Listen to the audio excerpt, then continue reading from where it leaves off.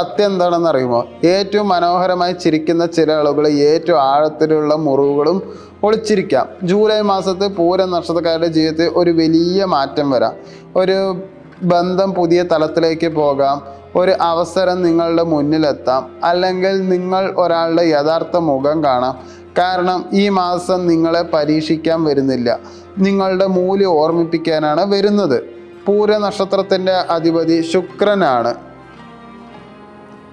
നല്ല ആകർഷണ വ്യക്തിത്വം ഉള്ളവരാണ്, കലാപരമായ കഴിവുള്ളവരാണ്, സൗഹൃദങ്ങൾ വിലമതിക്കുന്നവരാണ്, ജീവിതം ആസ്വദിക്കാൻ ഇഷ്ടമുള്ളവരാണ്, സ്നേഹത്തിൽ ആത്മാർത്ഥത ആഗ്രഹിക്കുന്നവരാണ്. പുറത്ത് കോൺഫിഡൻസ് കൂടുതലാണ്, പക്ഷെ വാലിഡേഷൻ വേണം എന്നുള്ളൊരു താല്പര്യം ഉണ്ടാവും.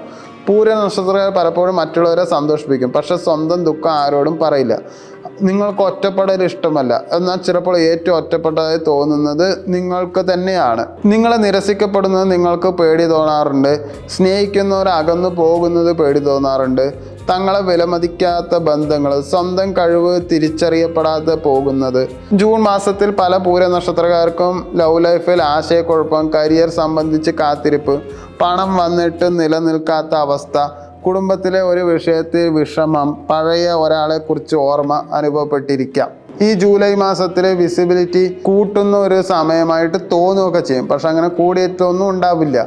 നിങ്ങൾ ചെയ്യുന്ന കാര്യങ്ങൾ കൂടുതൽ ആളുകൾ എന്തായാലും ശ്രദ്ധിക്കാൻ കുറച്ച് തുടങ്ങും.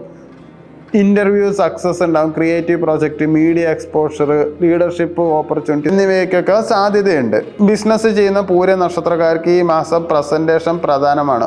ആളുകൾ നിങ്ങളുടെ പ്രൊഡക്റ്റ് വാങ്ങുന്നതിന് മുമ്പ് നിങ്ങളെ വിശ്വസിക്കണം. അതുകൊണ്ട് branding growth, social media reach, new clients, partnership opportunities. അതുകൊണ്ട്